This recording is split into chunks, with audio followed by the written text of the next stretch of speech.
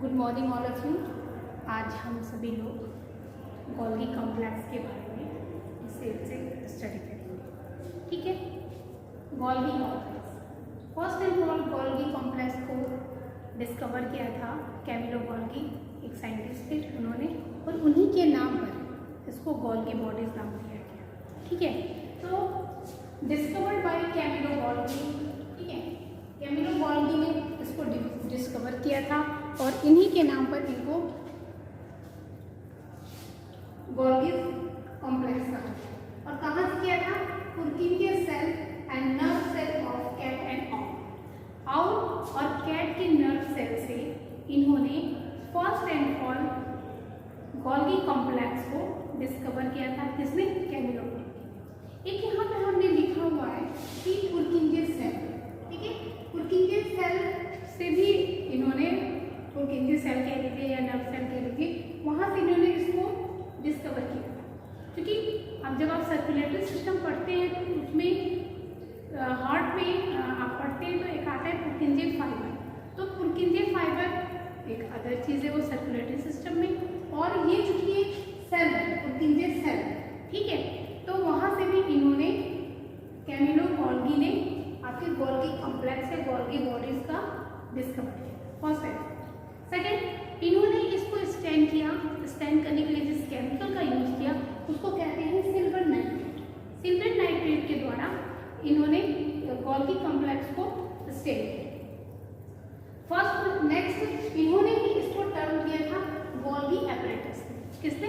Camillo Golgi ने ही Golgi apparatus term दिया था। किसे? गोल्गी बॉडीज को। फिर एक बहुत इंपॉर्टेंट है पेरोनसिटो। पेरोनसिटो एक साइंटिस्ट थे, उन्होंने फर्स्ट एंड फॉल प्लांट के केस में गोल्गी बॉडी को डिक्ट्यूसोम कहा था। ये भी बहुत इंपॉर्टेंट है कि पेरोनसिटो ने first and fall Golgi body को क्या टर्म दिया? Dictyosome in case of plant. Next एक और साइंटिस्ट थे बेकर। बेकर साइंटिस्ट ने इसको बहुत सारे नाम दिए, जिन्होंने बेकर बॉडीज कहा, डॉल्टन कॉम्प्लेक्स कहा, और इन्होंने लिपोकॉन्ड्रिया नाम दिया।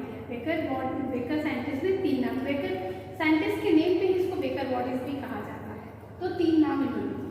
ठीक है, ये जो होती है गोल्गी बॉडी बहुत जगह एब्सेंट होते हैं, प्रोकैरियोट में एब्सेंट होते हैं, और स्पर्म ऑफ टेरिडोफाइटा, ब्रायोफाइटा, और मैमल्स में आ जाइए तो मैच्योर मैमेलियन स्पर्म और मैच्योर आरबीसी में भी ये गोल्गी बॉडीज एब्सेंट होते हैं। ये जो होते हैं ल्यूमार्फिक शो करते हैं। ठीक है, इनके बहुत सारे स्ट्रक्चर होते हैं जो एक दूसरे में कन्वर्ट होते रहते हैं, और इसी वजह से इनको आइलोसोम्स कहा जाता है। ठीक है, जो गोल्गी बॉडी होती है उसका मैक्सिमम नंबर जो होता है वो एलगी एक है कारा। ठीक है, उसके राइजोइडल सेल्स में सबसे ज़्यादा जीबी की अमाउंट या कह सकते हैं कि नंबर पाए जाते हैं।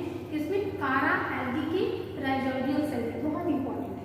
ठीक है, और ये इसका फॉर्मेशन, इसको एक और बहुत इंपॉर्टेंट है, इसको ट्रैफिक पुलिस ऑफ सेल कहा जाता है। क्यों? क्योंकि आप अगर इंडोमेम्ब्रेन सिस्टम पढ़ा होगा तो जो प्रोटीन का फॉर्मेशन होता है आपके राइबोसोम पर, उस प्रोटीन को कि हाँ जाना है सेल में, किस काम के लिए, किस डायरेक्शन में जाना है, ये सारा डायरेक्शन कौन प्रोवाइड करता है? आपका गोल्गी बॉडी प्रोवाइड करता है।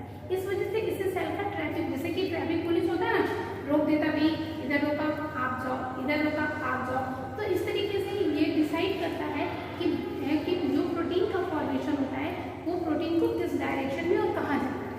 ठीक है, नेक्स्ट इसका फॉर्मेशन स्मूथ, SPR का मतलब है स्मूथ एंडोप्लाज्मिक रेटिकुलम, इनका फॉर्मेशन स्मूथ एंडोप्लाज्मिक रेटिकुलम से होता है। दूसरा, इन एनिमल केस में रिच जीबी, यानी कि एनिमल केस में ये कहाँ पे मैक्सिमम मात्रा में पाए जाते हैं?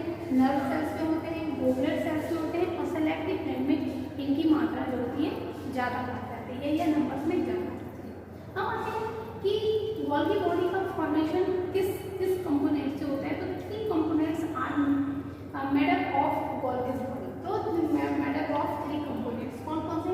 गोल्गी सिस्टर्नी, गोल्गी वेसिकल और गोल्गी वैक्यूल, यानी कि 3 जो कंपोनेंट्स हैं वो मिल करके आपके गोल्गी कॉम्प्लेक्स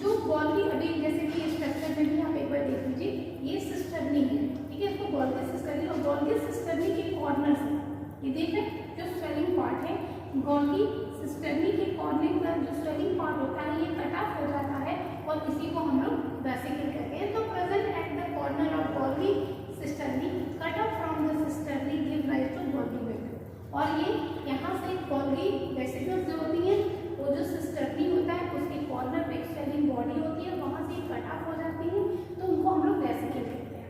और यही वेसिकल क्या है, गोल्गी वैक्यूम का फॉर्मेशन है। आगे देख लेते हैं, Golgi vacuum form by the fusion of the Golgi vesicle. जैसे ये दो गोल्गी वेसिकल्स हैं, ये गोल्गी वेसिकल ऐसे आपस में क्या करते हैं, ऐसे फ्यूज हो जाते हैं, और फ्यूज होकर के किसका फॉर्मेशन करते हैं, गोल्गी वैक्यूम, ठीक है। तो गिव राइज टू प्राइमरी, और आगे चल करके ये गोल्गी वैक्यूल ये आगे चल के प्राइमरी लाइटोजोम का फॉर्मेशन। तो ये हमारा रहा component of medal components of Golgi bodies. आगे फंक्शन ऑफ गोल्गी बॉडी, जीवी का मतलब है गोल्गी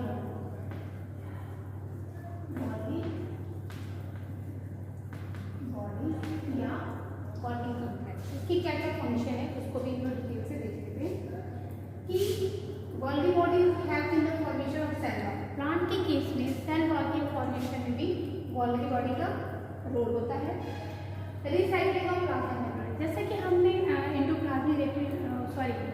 इंडोमेम्ब्रेन सिस्टम पढ़ाया था, तो उसमें जब हमने पढ़ाया था तो आपको बताया था कि जो भी इन्फेक्शन आपकी बॉडी में होते हैं या वायरस या बैक्टीरिया आपके बॉडी में एंटर करते हैं तो प्लाज्मा मेम्ब्रेन उसके चारों तरफ एक घेरा बना देती है, और उसको हम लोग फाइब्रोसोम या लाइज या हम उसको बोलते हैं इंडोजोम कहते हैं, ठीक है।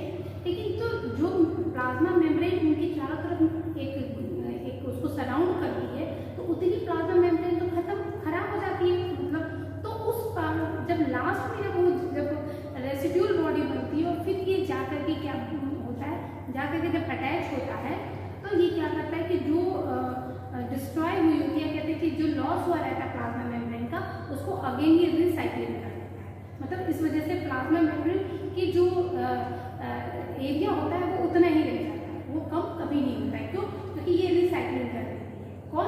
आपकी लाइसोसोम, ठीक है। इंडो मेम्ब्रेन सिस्टम, अगर आप इंडो मेम्ब्रेन सिस्टम में आप पढ़ेंगे तो आप वहाँ पे ये आप उसमें डिटेल से करेंगे, क्योंकि ये रिसाइक्लिंग प्लाज्मा मेम्ब्रेन दोनों ये आपका लाइसोसोम का भी फंक्शन है और आपका जीबी का यानी कि गोल्गी बॉडी का भी ये फंक्शन है। दूसरा फॉर्मेशन ऑफ एक्सोसोम, जैसे कि आपने देखा होगा कि ये क्या स्पॉम होता है ऐसे, तो ये हेड हो गया और ये क्या होता है टेल होता है, ठीक है। तो जो हेड के ऊपर एक ऐसे स्ट्रक्चर होता है जिसको हम लोग एक्रोसोम कहते हैं, एक्रोसोम, ठीक है। और इसी एक्रोसोम का फॉर्मेशन में भी आपका कौन हेल्प करता है, आपका गोल्गी बॉडी, और ये जो कि ओवा से फ्यूज होने के लिए at the time of fertilisation इसका रोल होता है, ठीक है। फॉर्मेशन ऑफ राइबोसोम, जैसा कि भी हमने स्ट्रक्चर में भी आपको बताया था कि कैसे यहाँ पर वेसिकल्स थे ऐसे, और ये वेसिकल्स आपस में फ्यूज होकर के वैक्यूल का फॉर्मेशन करते हैं, और यही वैक्यूल आगे मैच्योर होकर के प्राइमरी लाइसोसोम का फॉर्मेशन करता है, ठीक है। ये हमने अभी आपको आगे स्ट्रक्चर में बताया, ठीक है। मॉडिफिकेशन और processing of protein, modification and processing of protein, ये भी इंडो मेम्ब्रेन सिस्टम में आप पढ़ेंगे तो कैसे प्रोटीन का फॉर्मेशन होता है, और उसी के अंदर गोल्गी बॉडी के अंदर ही उस प्रोटीन का मॉडिफिकेशन भी होता है, उसकी प्रोसेसिंग भी होती है। Again help in the formation of glycoprotein and glycolipid, जो प्लाज्मा मेम्ब्रेन है, प्लाज्मा मेम्ब्रेन में जो कोलेस्ट्रॉल होता है वो ग्लाइकोप्रोटीन और ग्लाइकोलिपिड के फॉर्म में पाया जाता है। तो इसका फॉर्मेशन भी कौन करता है, आपको गोल्गी बॉडी ही करता है। और गोल्गी जब ग्लाइकोप्रोटीन के फॉर्मेशन के प्रोसेस को प्लाज्मा मेम्ब्रेन में ग्लाइकोप्रोटीन के फॉर्मेशन की प्रोसेस को ग्लाइकोसाइलेशन कहते हैं, और लिपिड के फॉर्मेशन को ग्लाइकोसाइडेशन कहते हैं। बहुत इंपॉर्टेंट है कि जो प्लाज्मा मेम्ब्रेन में ग्लाइकोप्रोटीन बनती है उस प्रोसेस को क्या कहते हैं, उसको ग्लाइकोसाइलेशन कहते हैं, और जो लिपिड बनता है उसको ग्लाइकोसाइडेशन कहते हैं। नेक्स्ट, ये जो विटामिन सी होती है उस विटामिन सी को स्टोर करने का काम जो होता है गोल्गी बॉडी करती है सेल के अंदर।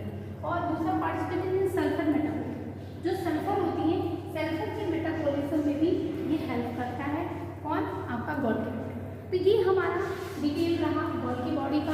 हम लोगों ने इंट्रोडक्शन पढ़ा गोल्गी बॉडी का, हम लोगों ने उसका स्ट्रक्चर पढ़ा, किस किस कंपोनेंट से मिलके बना है, इसका क्या स्ट्रक्चर है, और फिर क्या गोल्गी बॉडी का फंक्शन है, इसको हमने डिटेल से स्टडी किया। आज के लिए